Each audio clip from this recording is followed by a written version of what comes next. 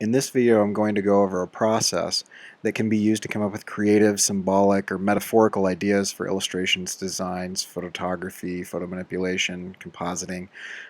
Basically, they're the type of concepts that are just anything other than straight narrative.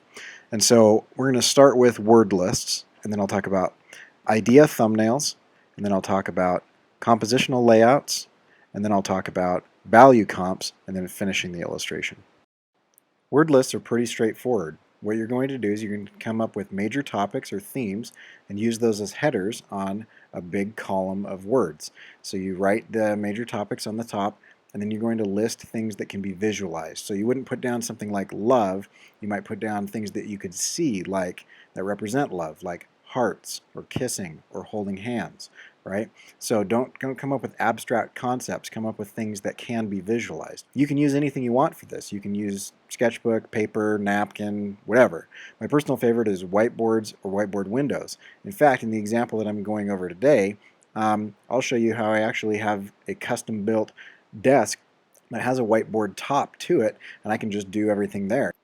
In this example, I'm doing something about cyberbullying, or about the way that we treat each other on our communications online. And so I have things like poison, technology, communication, fight, threaten.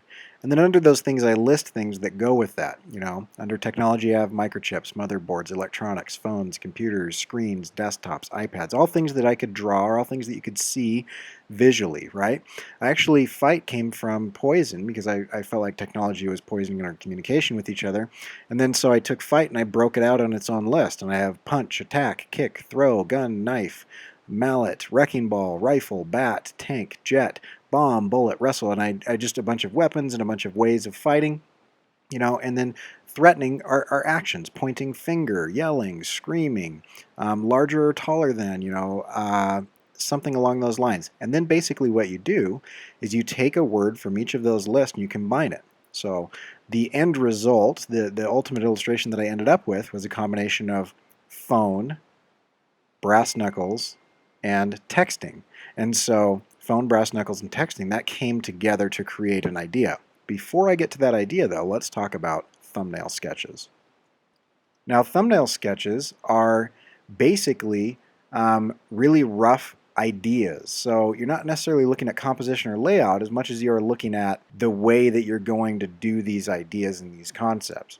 And so in this example, what you're seeing here is you're seeing just drawings that I did really quickly on my whiteboard desk. Okay, and then later on I drew some more and I did some other things that you can see here in my sketchbook. But what I was doing is I was taking the ideas that I had in these lists and I would combine them together and I would see if I could figure out a way to make those work and turn them into ideas. And so some of these actually turned into, or one of these actually turned into the final illustration, but do lots and lots and lots of thumbnail sketches. Pages and pages and pages of thumbnail sketches until you can come up with something that you can say, yeah, I think that will be an idea that will really work.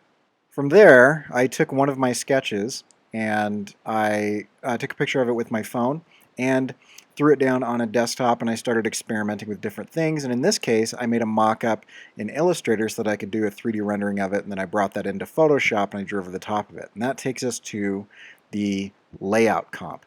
And so the layout comp is kind of the line work, or where you start to figure out how you're going to lay things out.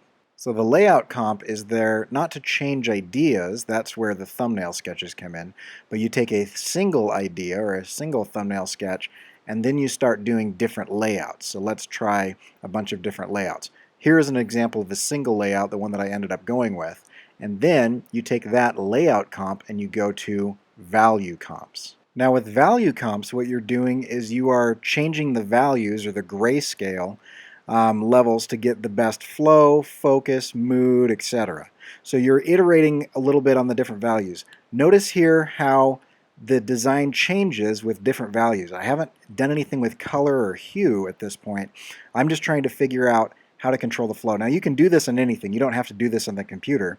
You can do this on paper with scan it in and print it out and then use markers, or whatever. But it should be something that you can see. You can kind of decide how you want that value to go.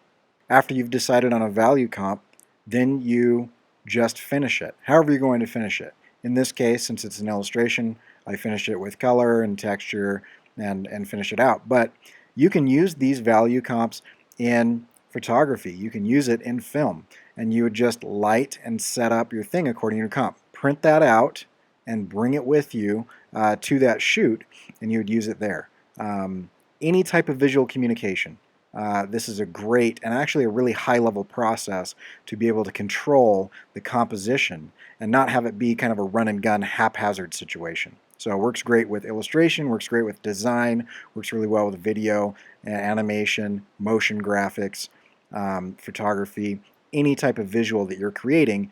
These compositional principles and this process to come up with an idea, to iterate on that idea, and then to iterate on the compositional layout of that idea and the value to control all of those principles of design and composition in anything that you're doing. Bring that with you to your shoot, refer to it often for your illustration or your design, and do that in a way that this is incorporated into your process.